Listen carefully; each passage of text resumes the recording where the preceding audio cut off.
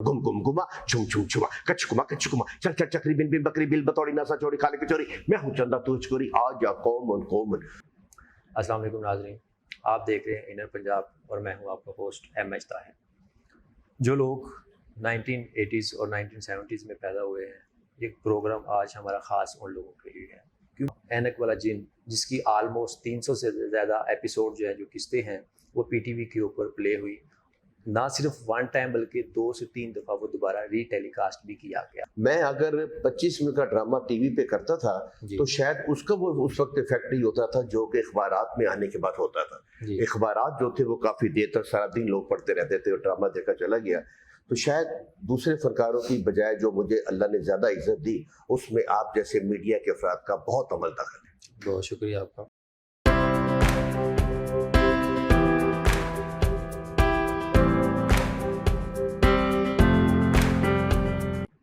अस्सलाम वालेकुम नाज़रीन, आप देख रहे हैं इनर पंजाब और मैं हूं आपका host M H. Tahir.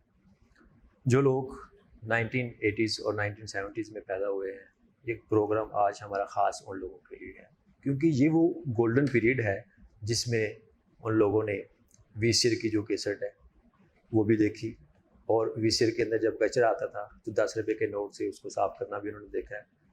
Tape recorder भी उन्होंने देखा, जिसको अगर जो है वो रिवाइंड करना होता था या फॉरवर्ड करना था तो कच्ची पेंसिल या दूसरी लिखने वाली जो पेंसिल है उसके अंदर कैसेट के अंदर डाल के तो उसको ऐसे घुमा के जो वो किया जाता था।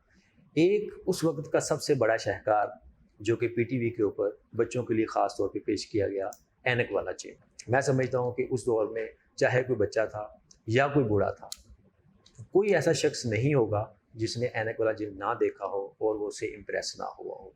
तो इतना शाहकार ड्रामा ऐनक वाला जिन, जिसकी आलमोस्ट 300 से ज़्यादा एपिसोड जो है, जो किस्तें हैं, वो पीटीवी के ऊपर प्ले हुई। ना सिर्फ वन टाइम बल्कि 2 से 3 दफ़ा वो दोबारा रीटेलीकास्ट भी किया गया। तो इतना मशहूर होने वाला ड्रामा, उसके जो किरदार हैं उनमें कौन लोग थे। एक किरदार आज हमारे साथ मौजूद हैं, अभी हम उनका तारफ़ आपके साथ करवाएंगे कि वो उस वक्त जो हम जब ड्रामा देखते थे तो देखने में हमें वो करैक्टर बहुत बुरा लगता था। हम कहते थे यार ये बंदा जो है ना ये ठीक नहीं है, लेकिन हकीकी लाइफ में उनकी ज़िंदगी कैसी है, किस तरीके से है, आज हम बात करेंगे। जी, मेरी मुराद हामून जादूगर साहब से है, जिनका नाम रियल में हसीब पाशा साहब हैं, हमारे साथ मौजूद हैं। आइए हम उनसे बातचीत करें। अस्सलाम वालेकुम। जी अस्सलाम, अल्हम्दुलिल्लाह, आप कैसे हैं? ठीक है, खैरियत से। हम सबसे पहले तो आपके मशकूर हैं कि आपने हमें टाइम दिया इनर पंजाब के लिए। जी, टाइम की कौन सी बात है, आप लोगों ने हमें हीरो बनाया, आपकी उम्र के बच्चों को सब ड्रामा याद है। तो और वैसे भी मेरी कोशिश होती है कि मीडिया के किसी भी बंदे को नाराज ना किया जाए। मैं अगर 25 मिनट का ड्रामा टीवी पे करता था तो शायद उसका वो उस वक्त इफेक्ट नहीं होता था जो कि अखबारात में आने के बाद होता था। अखबारात जो थे वो काफ़ी देर तक सारा दिन लोग पढ़ते रहते थे और ड्रामा देखा चला गया। तो शायद दूसरे फनकारों की बजाय जो मुझे अल्लाह ने ज़्यादा इज्जत दी, उसमें आप जैसे मीडिया के अफराद का बहुत अमल दखल है। बहुत शुक्रिया आपका। हसीब पाशा साहब, हमें ये बताइएगा कि आपका जो नाम है हसीब पाशा, ये अभी तक जो है लोगों के सामने शायद इतना मशहूर नहीं है जितना कि हामून जादूगर है। तो जब आपको ये करैक्टर मिला था तो हम वहीं से स्टार्ट करते, क्या आपने ये करैक्टर दिल से लिया था या आपको पता था कि ये करैक्टर इस तरह का है या आगे चल के ये इस तरह हो जाएगा, या ये कोई एक्सीडेंटल केस था? हाँ, मेरा ख्याल है कि आखिरी फिक्र एक्सीडेंटल केस ही बनता है ये, क्योंकि जब ये ड्रामा शुरू हुआ, मैं उससे पहले यावर याद साहब के प्रोग्राम लॉन्ग प्ले मैं अपना पंजाबी के किया करता था, छोटे मोटे रोल करता था। एक ड्रामा था मेरा तलाश जी, उसमें जो दहशत गर्द हैं वो किस तरह जाके बम रखते हैं और वो नुकसान पहुँचाते हैं शहरियों को। तो वो एक ड्रामा मेरा बड़ा सुपर हिट हुआ था, हफीज़ ताहिर साहब ने किया था, आखिरी 3 एक साथ थी मेरी। तो मैं वो रिकॉर्डिंग करके निकला था यावर याद के प्ले की, तो हफीज़ ताहिर साहब जो प्रोड्यूसर थे ऐनक वाला जिन के, मुझे मेन गेट पे मिले। उन्होंने कहा पाशा साहब एक मैं ड्रामा बना रहा हूँ ऐनक वाला जिन, और उसमें एक जादूगर का रोल है, आपने वो रोल करना है, वो खौफनाक भी है, 200 साल का जादूगर है, तो आपने वो रोल करना है। मैंने कहा ठीक है सर, मैं कल लाऊंगा। मैंने सुनी करके मैं निकल गया, क्योंकि मैं तो घर से हीरो बनने चला था, अब मैं जादूगर बन के बच्चों का ड्रामा करूंगा, मेरी ज़हन में ये था। मैं भूल गया। उनका असिस्टेंट था, अगले दिन 3:45 बजे फ़ोन आया कि आपका इंतज़ार हो रहा है, आज रिहर्सल है। मैंने कहा बुरी बात है कि इतने सीनियर हमारे प्रोड्यूसर हफीज़ ताहिर साहब, मैं वहाँ जाके तो इनकार करता हूँ। मैं वहाँ पर पहुँचा तो सारी टीम बैठी हुई थी जो कि रिहर्सल कर रहे थे अपनी। मुझे भी स्क्रिप्ट दे दिया गया, मैंने कहा चलो स्क्रिप्ट पढ़ता हूँ, इसके बाद मैं सॉरी कर लूँ। स्क्रिप्ट पढ़ा, हामूद जादूगर की जब लाइनें बोली तो वो बड़ी मज़ा आया, जितनी टीम बैठी थी वो खिलखिला के हंस पड़े, बड़ी दाद दी। अब मैंने कहा ये बुरा लगता है कि मैंने यार एक एपिसोड करवा दूँ रिकॉर्ड, फिर भाग जाऊँगा मैं यूँ ना करता चला आ रहा हूँ। फिर जिस दिन रिकॉर्डिंग थी मैं मेकअप मैन के पास गया, वो जो मैंने कहा कि दादा थे, मैंने कहा दादा हसीब पाशा को छुपा दो। अच्छा। मैं तो एक्टर बनने आया हूँ, ये मुझे जादूगर बना रहे हैं। कहते हैं आप बेफिक्र हो जाए। मुझे सीट पे बैठाया और मेरा इतना हैवी गेटअप कर दिया कि हसीब पाशा उसमें से जीरो हो गया और हामूद जादूगर 200 साल का। मतलब आप जो है उस कैरेक्टर से भागना चाह रहे थे मैं कि भागना अगर कल को मैं ये ड्रामा शुरू के लोग मुझे पहचानेंगे ये नहीं। वही हसीब पाशा है Exact, बिल्कुल। कि जो हामूद जादूगर बना नहीं। था। जी। तो मैंने वो बादल नाखास्ता वो सीन करवा दिया। जब मैं रिकॉर्डिंग करवा रहा था उस वक्त के जीएम थे अपना रफीक वराई साहब, वो अपने कमरे में मॉनिटर जो उनका लगा होता है, जो कुछ स्टूडियोज में होता है वो देख रहे होते हैं। तो मैंने जब रिकॉर्डिंग खत्म कर ली तो वो स्टूडियो में आए कि who is doing this character. Hafeez ने कहा हसीब पाशा। मुझे गले से लगा लिया, यार you are doing very well, तुम तो आने वाले वक्त के कवि खां हो। मैंने कहा नहीं सर, कवि खान साहब तो बहुत बड़े एक्टर हैं, मैं तो उनके पाँव की खाक भी नहीं हूँ, आप क्या कह रहे हैं। कहते हैं नहीं, आप कैमरे मैन को बुलाया तो सीरें बनाई मेरे साथ। मुझे में एक हौसला हुआ, मैंने कहा जीएम ने मेरी तारीफ कर दी है। मैंने कहा चलो 2-3 किस्तों के बाद मैं भाग जाऊंगा। 2-3 किस्तों के बाद हसीब पाशा एक तरफ और हामूद जादूगर सुपरहिट हो चुका था, वो अपने मंत्रों की वजह से। जी बिल्कुल। और फिर उसके बाद वाकई आपने सही जानते शुरू किया था फिक्रा कि हसीब पाशा को कोई नहीं जानता, सोना चांदी के असल नाम किसी को नहीं पता, हमारे जो जॉन रैम्बो का असल नाम किसी को नहीं पता, डायरेक्ट हवालदार जो है वो मशहूर है हमारे, तो वो उनके असल नाम कहीं पीछे हो गए, उनके करैक्टर सुपरहिट हो गए। और शायद हमारा जो फनकार है उसको यही एक नाम चाहिए होता है कि हसीब पाशा तो सब जानते हैं, हामूद जादूगर को पूरी दुनिया जानती है। तो मेरे भी फिर अब कोशिश यही है कि हामूद जादूगर बनने के लिए मैं स्कूलों में हमें बुलाना शुरू कर दिया, प्राइवेट हम शो करते थे, उसके लिए मैंने बाकायदा तौर पर जादू सीखा। अगर आपने कल मेरा प्ले देखा है तो उसमें मैंने देखी कि मैंने बेशुमार जादू दिखाए हैं, और वो जादू जिसके हर एंड पे एक मॉरल है, एक सबक है बच्चों के लिए कि मैजिक वैसा मैजिक नहीं है जो आपके वो स्कूल में मैजिक दिखाते हैं। मेरे हर मैजिक के साथ एक ऐसा लेसन है जिसको बच्चे पिक करते हैं, समझते हैं और उस पर अमल भी करते हैं। जी पाशा साहब, अभी जो कल के हवाले से हमारा प्ले हमने आपका देखा है जिन्न और जादूगर, उसके हवाले से मैं बिल्कुल आखिर में बात करूंगा, लेकिन मैं थोड़ा आपके ज़रा माजी में जाना चाहूँगा, पास में जाना चाहूँगा। मुझे जहाँ तक मैंने आपके बारे में रिसर्च की है कि आपके फैमिली में शायद कोई एक्ट्रेस या इस तरह की शोबिज़ में कोई नहीं थे, और आप जो चोरी छुपे रिकॉर्डिंग्स वगैरह करवाते थे, और जो आपके वालिद साहब ने फिर शर्त भी रखी थी कि आप पहले एमए करो, उसके बाद जो है वो जिस तरह मर्जी आप करते रहना। जी मेरी फैमिली में मेरे ताया आसिफ जाह थे।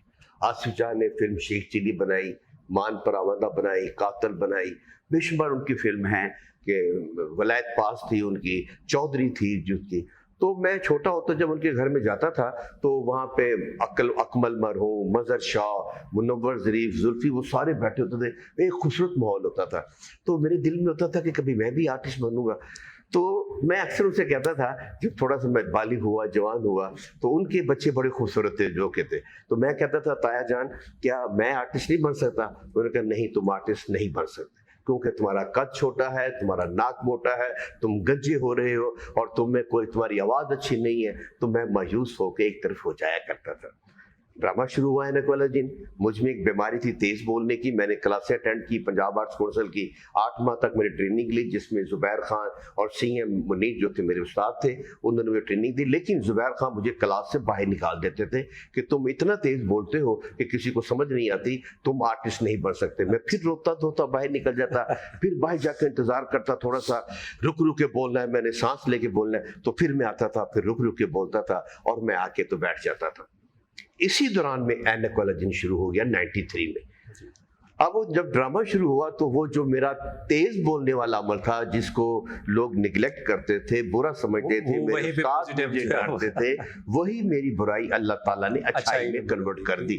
और वो मेरा तेज बोलना इतना अच्छा लगा कि जेन्युइन मैं मंत्र पढ़ रहा हूँ, गुम गुम गुमा झुम झुम झुमा कच कुमा चल चल चक्री बिन बिन बकरी बिल बतौड़ी नासा चोरी खाले की चोरी, मैं हूँ चंदा तू चोरी आ जा कौमन। वो इतनी तेजी के साथ अदायगी की कि बच्चों को वो असल मालूम हो गई। और जब असल مسلسل معلوم ہوا تو کہا یار تو جانور منتر پڑھتا ہے, بالکل. اور میرا وہ نیگیٹو کریکٹر جو تھا وہ سپر ہٹ ہو گیا. بالکل نہیں, آپ لوگوں کی جو جوڑی تھی بل بطوری کے ساتھ اور آپ ہامون جادوگر کے ساتھ, بعد میں وہ بڑا مطلب ایک امتزاج بھی اچھا تھا آپ لوگوں کا, جس طرح وہ آپ کے ساتھ شرارتیں کرتی تھی. بل بطوری آپ کو کہتی تھی ہامون اپنا کان میرے پاس لا, کہتے نہیں میرا کان کھا جائے گی, مطلب شرارتیں اور بچوں کے لیے بڑا ایک اچھا چیزیں. جس وقت شروع ہوا ڈرامہ تو نستور اور زکوٹا جن کا ایک پیئر تھا پازیٹیو, جی وہ جو تھے. اب میں اکیلا تھا ہامون جادوگر, اور میں جب منتر پڑھتا تھا تو بل بطوری دیوار کے اندر اس کا عکس آتا تھا. بالکل. اس دیوار کے عکس میں آ کر میں اسے پوچھا تھا بتا زکوٹا کہاں, تلسمی لاکٹ کہاں ہے, اسے پوچھتا تھا. جی. پھر میں نے حفیظ طاہر سے کہا کہ آپ اس کو بیچاری کو دیوار میں گھسیڑا ہوا ہے, اس کو باہر نکالیں, میرے سامنے آ جائے تاکہ دو ہو جائے, کہ نیگیٹو اور ایک پازیٹیو دونوں ہو جائیں. وہ دو ہیں, میں بھی. انہوں نے اس کو باہر بلا لیا. اور اس وقت کی بات یہ ہے کہ کوئی بھی لڑکی عورت چڑیل بننے کے لیے تیار نہیں. یہ ایک درویش خاتون تھی جو کونے میں بیٹھ کے تسبیح پڑھتی رہتی تھی, اور حفیظ طاہر نے کہا یار چڑیل کس کو بنو. میں نے کہا حفیظ صاحب وہ ایک خاتون بیٹھی ہے اللہ لوگ, آپ نہ اس کو مجھ سے پوچھ لیں. تو کہتے ہاں یار پوچھ لیتے. انہوں نے اس کے پاس اسے پوچھا کہ نصرت آرا رول کرو گی چڑیل کا. تو چونکہ قسم پرسی کی حفیظ نے پہلا سوال پوچھا کہ حفیظ صاحب پیسے کتنے دیں گے.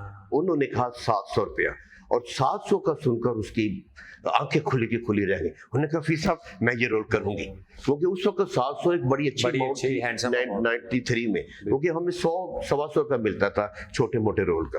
اور اس کے بعد اس نے وہ رول کیا, اور پھر ایسا رول کیا کہ اس نے باقی سب رولوں کو رول دیا. ایسا اس کے بعد کئی اس میں روپ آئی ہے, زیبا شہناز آئی ہے, ارم حسن آئی ہے, فلم سٹار میگا اس میں آئی ہیں, جو بھی آپ کے سپر سٹار نام تھے سب نے اس میں آئے ہیں. لیکن اس کی جو ایک پہنچ تھی, جو اس کو اللہ نے عزت دے دی تھی, وہاں تک پہنچ کوئی نہیں سکا. کہ وہ پھر میرے ساتھ پیر بن گیا, حالانکہ وہ کچھ نہیں کہتی تھی, وہ صرف کہہ کر لگانا ہوتا تھا, اور اتنے کانفیڈنس کے ساتھ کرتی تھی. میں اسے کہتا تھا چڑیل نہیں تو ڈین ہے, میری پیاری بہن ہے, بل بطوری نسل چوڑی, ادھی مٹھی ادھی کوڑی, آئی ایم سوری. اور اس میں ریئیکشن کرتی تھی الو کی ناک والے ہمون. تو وہ اس کی میری ایک نسل بھی تھی, لیکن ہمارا پیر اللہ میاں نے ہٹ کرا دیا.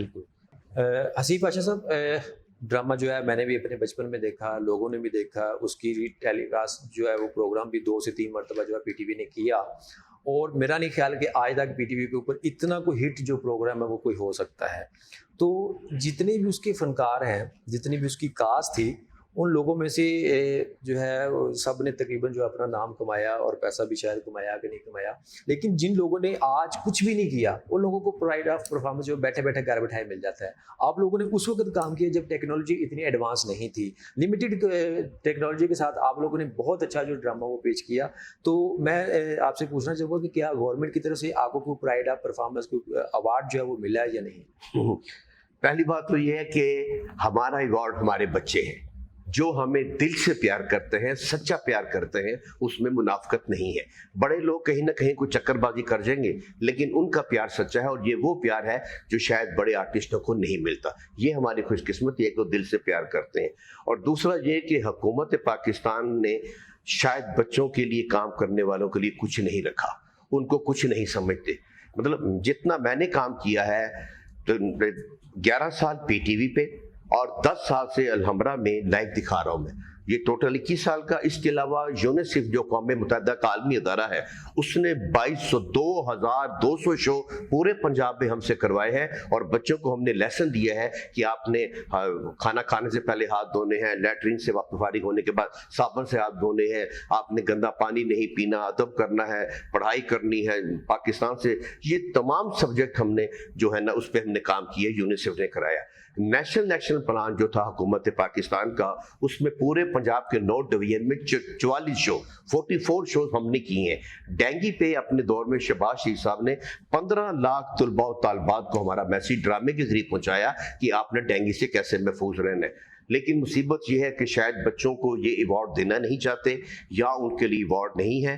بڑوں کے لیے اتنا کام کرنے والوں کے لیے 4 دفعہ میرا نام حکومت پنجاب نے بھیجا ہے پرائڈ آف پرفارمنس کے لیے. یہاں سے نام اپروو ہو جاتا ہے. حکومت پنجاب کو ہماری اندازہ ہے ہم کتنا کام کر رہے ہیں. جب وہ فیڈرل میں جاتا ہے تو معلوم نہیں اس کمیٹی کے ممبران کو کیا ہو جاتا ہے, اور ہر دفعہ ہمارا نام پرائڈ آف پرفارمنس کے لیے نکال دیا جاتا ہے.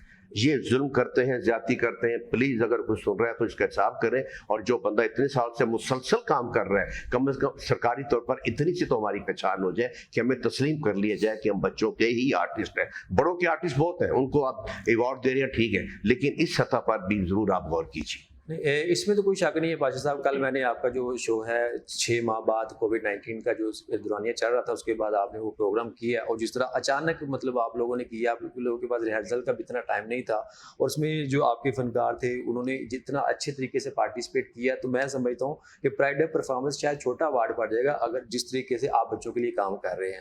میں نہیں سمجھتا یا دیکھتے میری نظر سے کوئی ایسا نہیں گزرا کہ کوئی جو بھی فنکار ہے وہ بچوں کے حوالے سے اس لیے زیادہ کام کر رہے ہو, پھر بغیر جو کسی بریک کے, بغیر کسی وقفے کے, بغیر کسی لالچ کے, انٹری فری ہے, کسی قسم کی جو فیس ہے وہ نہیں لی جاتی ہے.